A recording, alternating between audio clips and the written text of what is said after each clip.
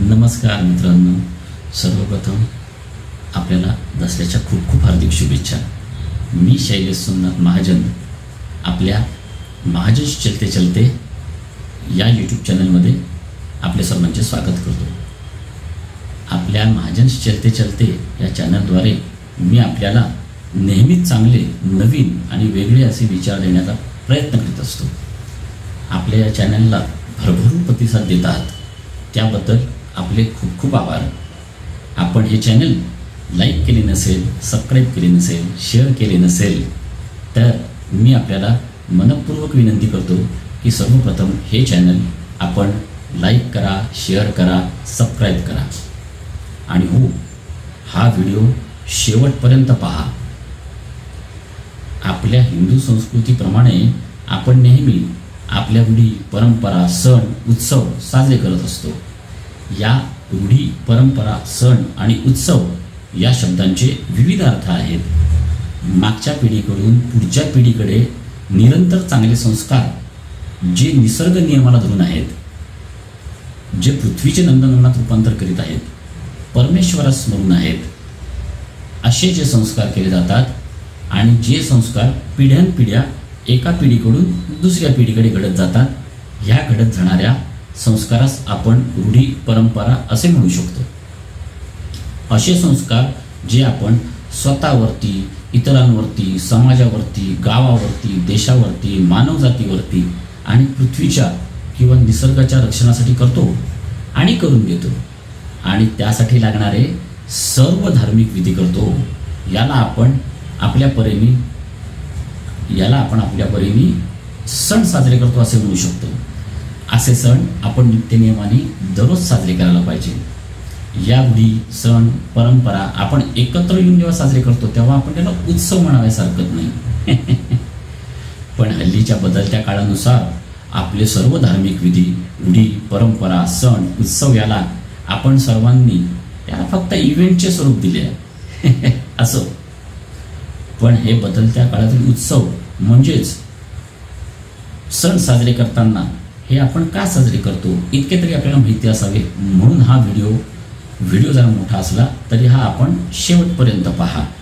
दसरा या सणाची पारंपरिक माहिती तर आपल्याला मिळेलच, पण बोलता बोलता नवीन विचार ऐकायला मिळतील। दसरा हा कधी साजरा केला जातो तर मराठी महिन्याप्रमाणे अश्विन महिन्यात शुक्ल पक्ष दशमीच्या दिवशी हा सण साजरा केला जातो।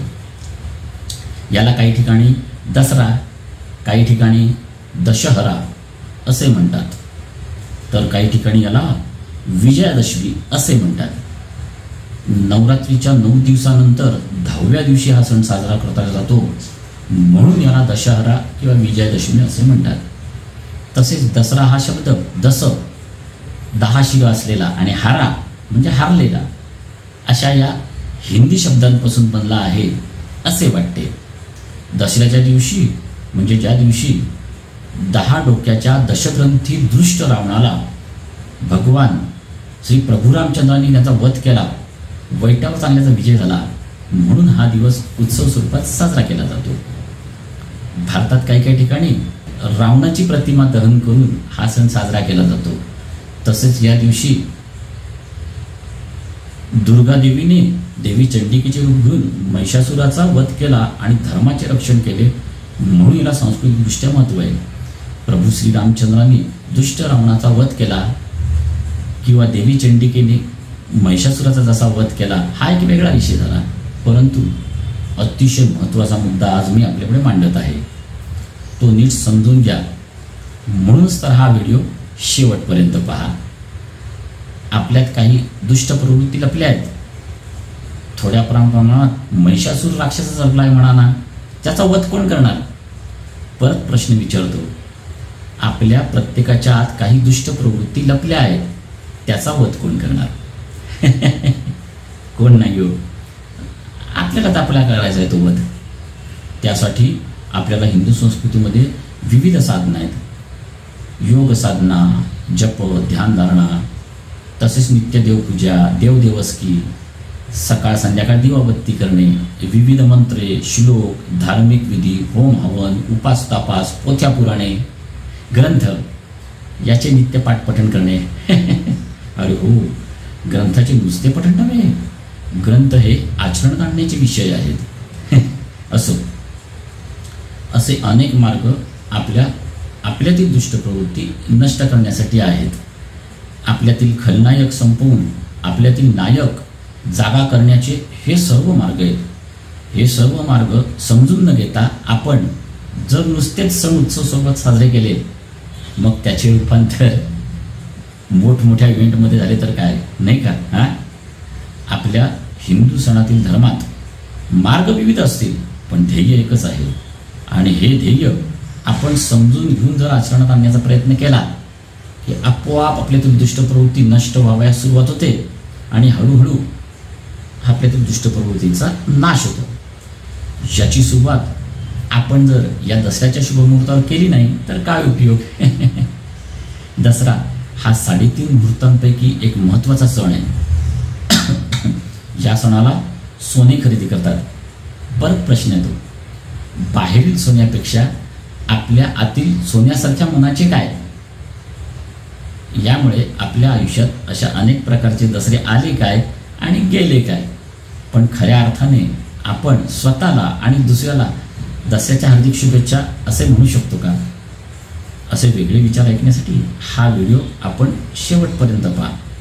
या दिवशी आपल्याकडे आपट्याची पाने सोने म्हणून एकमेकाला वाटून निरोगी आणि दीर्घायुष्य चिंतण्याची आणि शुभेच्छा देण्याची एक प्रथा आहे.